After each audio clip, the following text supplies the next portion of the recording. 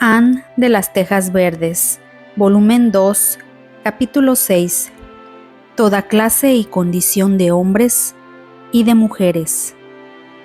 Un día de septiembre en la isla del Príncipe Eduardo, un viento refrescante que sopla desde el mar sobre las dunas, un largo camino rojo que serpentea entre campos y bosques, ora rodeado un grupo de abetos, ora bordeado un plantío de arces jóvenes con grandes helechos bajo ellos, ora hundiéndose en una hondonada donde brilla el arroyuelo que sale y entra de los bosques, ora arrollándose entre cintas de doradas cañas y ásteres azul humo, el aire lleno del chirrido de millares de grillos, esos alegres veraneantes de las colinas, un gordo pony marrón por el camino, dos muchachas tras él, plenas de la simple e impagable alegría de la vida y la juventud.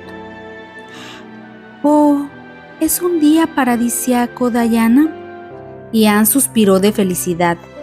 «El aire tiene magia. Mira el púrpura en el fondo del valle. ¿Hueles los pinos que se secan? Viene de esa hondonada soleada donde el señor Evan Wright ha estado cortando estacas. Es una bendición vivir en un día así, pero el olor de los pinos es celestial. Eso es 2/3 Wordsworth y 1/3 Anne Shirley. No parece posible que haya pinos que se sequen en el cielo, y sin embargo, me parece que el cielo no sería perfecto si no se recibiera una bocanada de aroma de los pinos al cruzar sus bosques. Quizá tengamos allí el olor sin que mueran los pinos. Sí, creo que debe ser así. Ese aroma delicioso debe ser el alma de los pinos. Y desde luego que en los cielos habrá almas justas». «Los árboles no tienen alma», respondió la práctica Diana. «Pero es verdad que el olor de los pinos que se secan es hermoso. Haré un almohadón y lo llenaré con agujas de pino. ¿Tú también podrías hacer uno, Anne?» «Creo que sí, y lo usaré para las siestas. Estoy segura que soñaré entonces que soy una draida o una ninfa de los bosques. Pero en este mismo momento estoy contenta de ser Anne Shirley, la maestra de Avonlea que recorre este camino en un día tan dulce y hermoso». «Es un día hermoso, pero la tarea que nos espera no tiene nada de hermosa», suspiró Diana. «¿Cómo te dio por ofrecerte para pedir por este camino, Anne? Casi todos los maníacos de Avonlea viven aquí y nos tratarán como si estuviéramos pidiendo para nosotros. Es el peor camino de todos. Por eso lo elegí. Seguro que Gilbert y Frederick se hubieran hecho cargo de este camino si se le hubiera pedido, pero ¿sabes, Diana? Me siento responsable de la SFA, ya que fui la primera en sugerirla, y me parece que debo hacerme cargo de la tarea más desagradable. Lo siento por ti, pero no necesitas decir una palabra en los lugares raros. Yo hablaré. La señora Lynn dirá que nadie mejor para ello. Esta señora no sabe si aprobar o no nuestra obra. Se inclina a ello cuando recuerda que el señor Alan y su esposa la apoyan. Pero el hecho de que las sociedades de fomento se originaran en los Estados Unidos es un defecto muy grande, de manera que se coloca entre las dos opiniones y solo el éxito nos justificará sus ojos. Priscilla va a escribir un informe para nuestra próxima reunión. Espero que será bueno, pues su tía es una escritora muy inteligente y no dudo que será cosa de familia. Nunca olvidaré el estremecimiento que me dio cuando supe que la señora Charlotte E. Morgan era tía de Priscilla. Parecía tan hermoso que yo fuera amiga de la muchacha cuya tía escribiera Los días de Edgewood y El jardín de los pimpollos.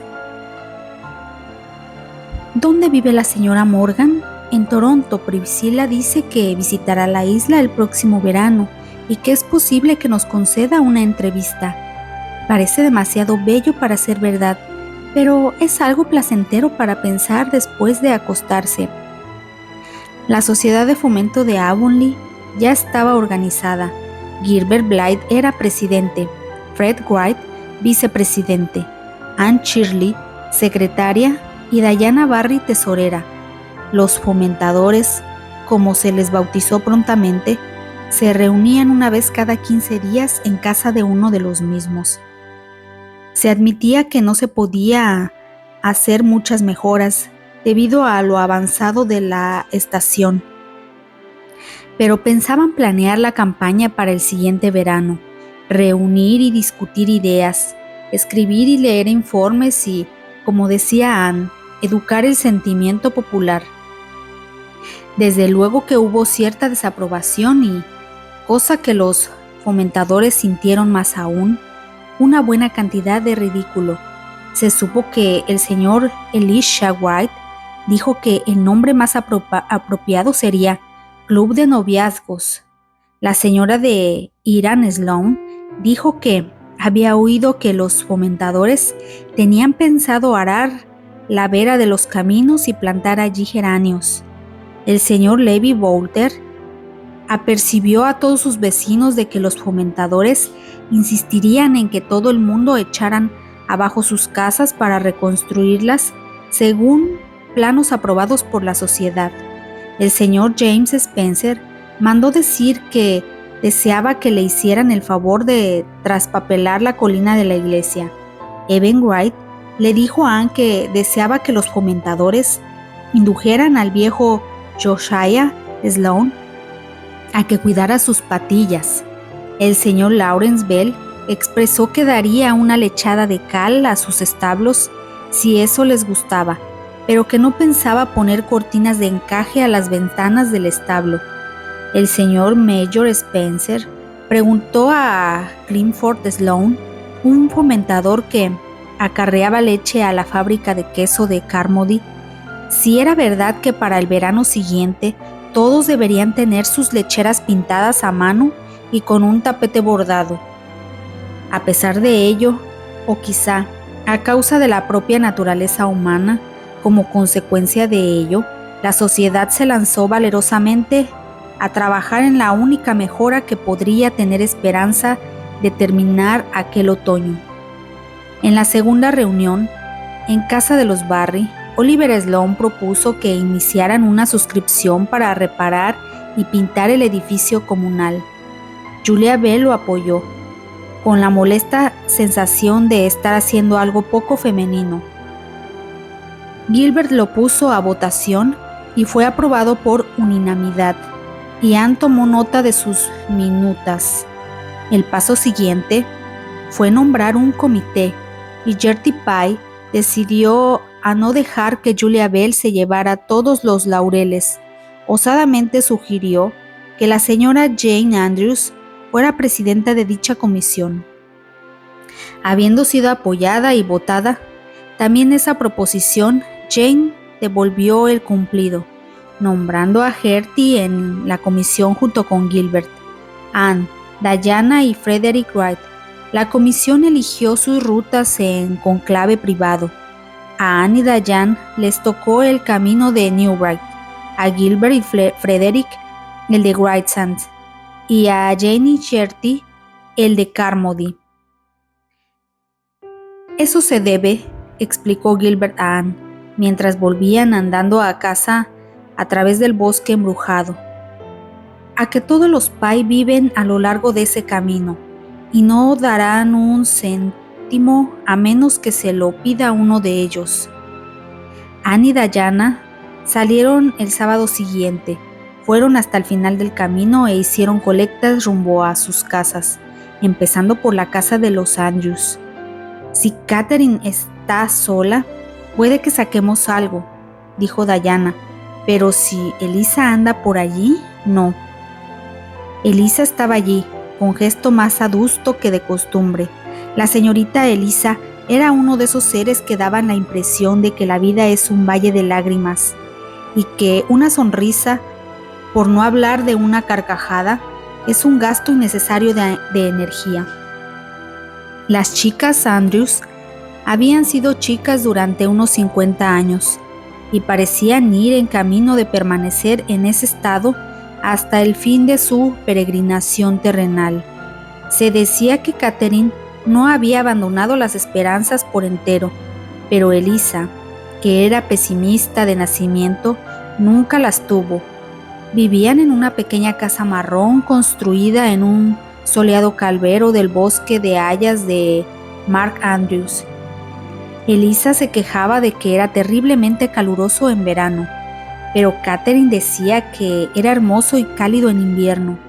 Eliza se hallaba surciendo, no porque fuera necesario, sino como protesta contra el frívolo encaje que tejía su hermana. La primera escuchó con una mueca y la segunda con una sonrisa, mientras las muchachas les explicaban su misión. En honor a la verdad, cada vez que Catherine miraba a su hermana, se borraba su sonrisa de culpable confusión, pero ésta reaparecía al instante. Si tuviera dinero para derrochar, dijo Eliza con un gesto, quizá le prendiera fuego para darme el gusto de ver la llama, pero no lo daré para ese edificio ni un centavo. No trae beneficios a la comunidad. No es más que un lugar de diversión para que los jóvenes se reúnan, cuando estarían mejor acostados en sus casas. Oh, Eliza, los jóvenes deben tener alguna diversión, protestó Catherine. No veo la necesidad. Nosotras no perdoneábamos por sitios así cuando éramos jóvenes. Catherine Andrews, este mundo se pone peor cada día. A mí me parece que mejora, dijo Catherine. ¿Te parece? La voz de Eliza expresó el mayor desprecio.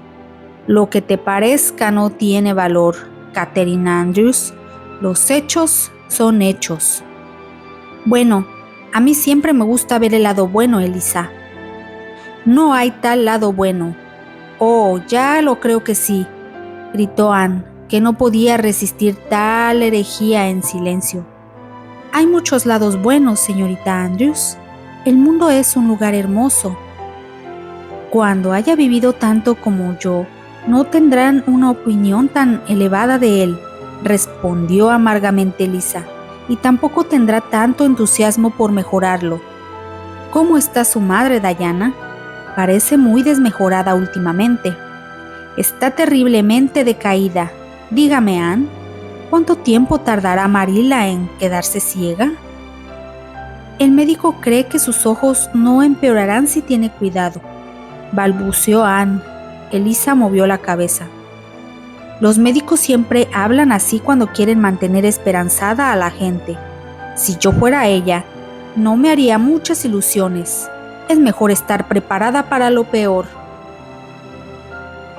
¿No debería una estar también preparada para lo mejor?, rogó Anne. Hay tantas posibilidades de que ocurra como de lo contrario. Mi experiencia afirma que sí, y tengo 57 años contra tus 16, respondió Eliza. ¿Se van ya? Bueno, espero que esa nueva sociedad de ustedes sea capaz de evitar que Avonlea se hunda más aún. Aún tengo pocas esperanzas de ello.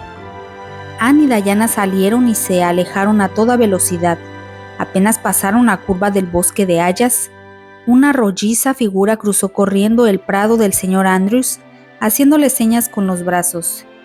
Era Catherine Andrews, y estaba tan agitada que casi no podía hablar, pero echó un par de monedas de 25 centavos en la mano de Anne. «Esta es mi contribución a la pintura del salón», murmuró entrecortadamente.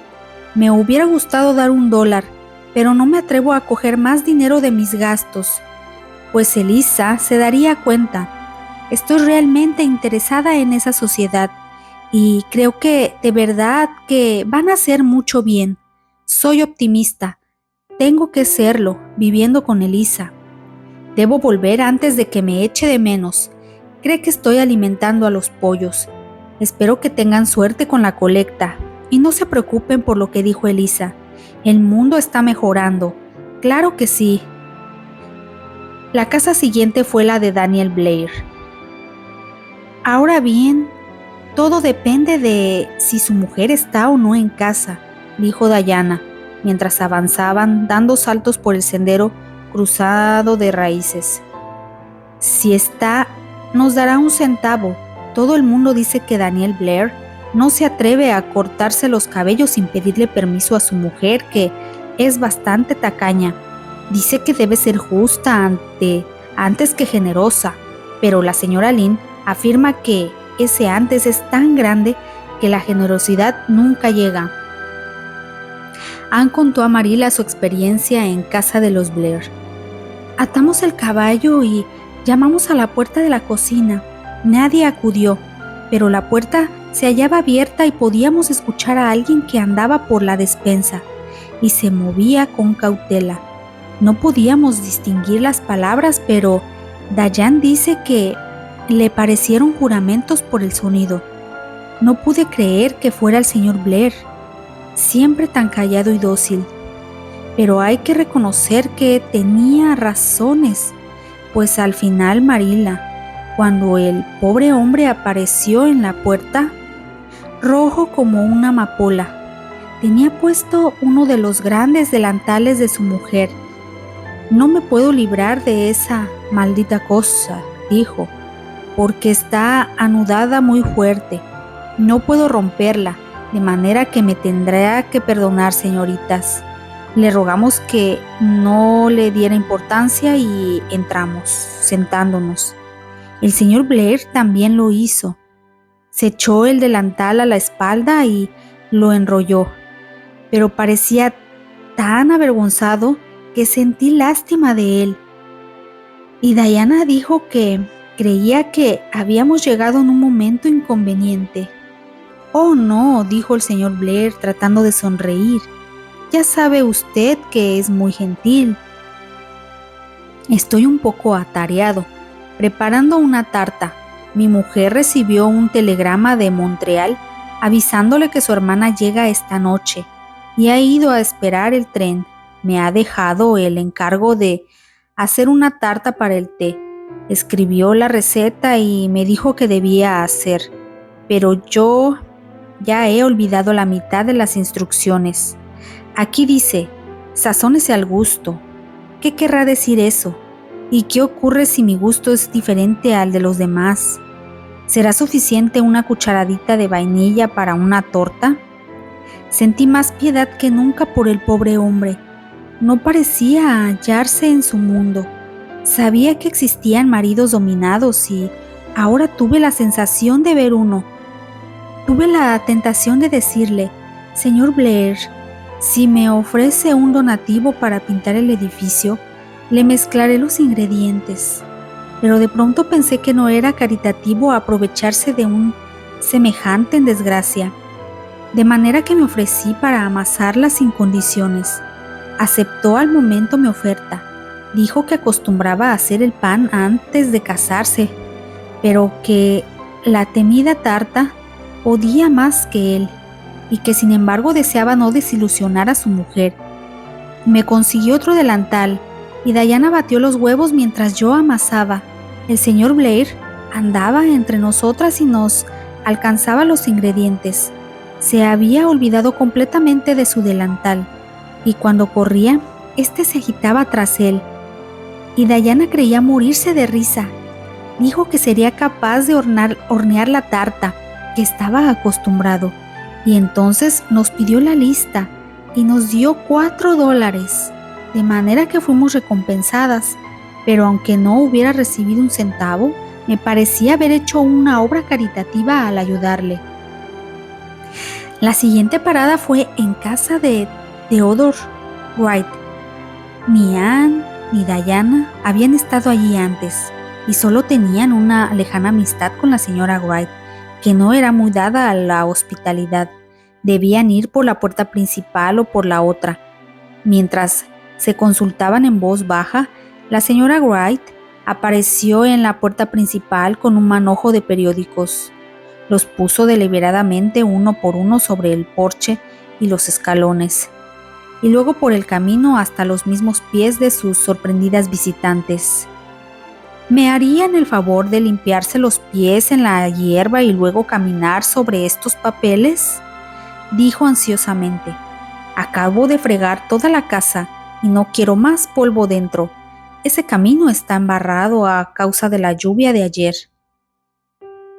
No te vayas a reír, murmuró Anne mientras caminaban sobre los diarios. Te ruego que no me mires, Diana. No importa lo que diga, o no seré capaz de reprimir la risa. Los periódicos llegaban a través del salón hasta una inmaculada sala de estar. Las muchachas se sentaron en las sillas más cercanas y explicaron su misión.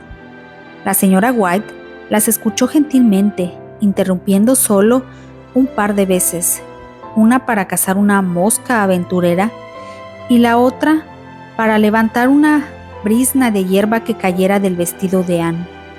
Esta se sintió horriblemente culpable, pero el ama de casa aportó $2 que pagó enseguida, para evitar que volviéramos a buscarlos.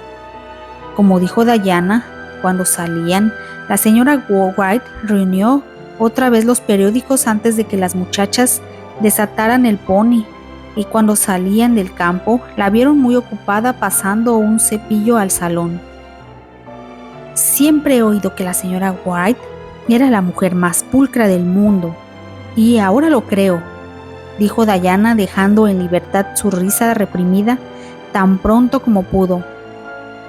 Me alegro de que no tenga niños, dijo Anne solamente. Sería algo terrible para ellos.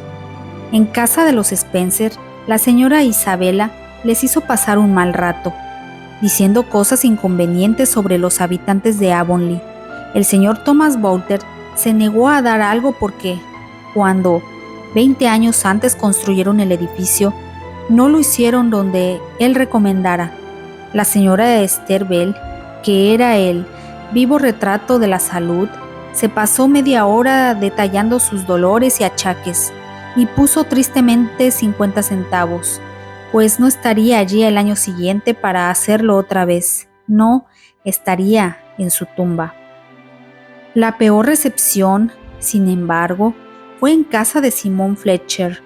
Cuando entraron al jardín, vieron 2 caras que las observaban desde la ventana del porche, pero, aunque llamaron y esperaron pacientemente, nadie acudió. Como resultado, fueron 2 muchachas indignadas quienes salieron del jardín. Hasta Anne admitió que comenzaba a descorazonarse, pero la marea cambió. Le tocaba el turno a varias casas de los Sloane, donde casi todo el mundo contribuyó, y desde ahí al final les fue bien. Con algún tropiezo ocasional, la última visita fue a lo de Robert Dixon, junto al puente de la laguna. Se quedaron a tomar el té, aunque estaban cerca de casa, para no ofender a la señora Dixon, que tenía reputación de ser una mujer muy susceptible. Mientras estaban allí, llegó la vieja señora de James White. Acabo de estar en casa de Lorenzo, anunció. En ese momento, es el hombre más orgulloso de Avonlea. ¿Qué les parece? Hay un nuevo muchachito allí, y después de 7 chicas, es todo un acontecimiento. Anne aguzó el oído y cuando salieron dijo: voy directamente a casa de Lorenzo White. Pero no vive en el camino de White Sands y está bastante lejos de nuestra ruta, protestó Diana. Gilbert y Fred le pedirán su contribución. No irán ahí hasta el sábado, y para entonces será muy tarde, dijo Anne firmemente. La novedad habrá desaparecido. Lorenzo Wright es terriblemente mezquino, pero se suscribirá a cualquier cosa en estos momentos. No debemos dejar perder una oportunidad como esta. El resultado justificó la previsión de Anne. El señor White la recibió en el jardín brillante con el sol de Pascua. Cuando Anne le pidió una contribución, accedió entusiasmado. Seguro. Pónganme con $1 más que la suscripción más alta que tengan. ¿Serán $5? El señor Daniel Braid puso 4, dijo Anne con un miedo pero Lorenzo no pestañeó. 5 serán, y aquí tienen el dinero ahora. Quiero que vengan a casa. Hay algo que vale la pena ver, algo que pocas veces han visto aún. Entren y den su opinión. ¿Qué diremos si el niño no es guapo?, murmuró Diana temblando mientras seguían dentro de la casa al excitado Lorenzo. Oh, seguramente que le encontraremos algo bonito, dijo Anne. Siempre pasa así con los niños. Sin embargo, el bebé era precioso y el señor White tuvo por bien pagado sus $5 con el honesto placer de las niñas ante el rollizo recién llegado. Pero esa fue la primera y única vez que Lorenzo hiciera un donativo. Anne, terriblemente cansada, hizo un esfuerzo más aquella noche por el bien público. Cruzando el campo para ver al señor Harrison, quien como de costumbre fumaba su pipa en la galería con Ginger a su lado, hablando con precisión, estaba en el camino a Carmody, pero Jenny y Gertie, que no le conocían sino de oído y mal, habían rogado nerviosamente a Anne que lo visitara. El señor Harrison, sin embargo, rehusó de plano suscribir un centavo y la petición de Anne cayó en saco roto. Pero yo creí que usted aprobaba nuestra sociedad, señor Harrison, se quejó. Y así es. Pero mi aprobación no llega hasta mi bolsillo, Anne. Al mirarse al espejo antes de acostarse, Anne reflexionó de la siguiente manera: unas pocas experiencias más como las que he tenido hoy me tornarán tan pesimista como la señora Eliza Andrews. Fin del capítulo 6.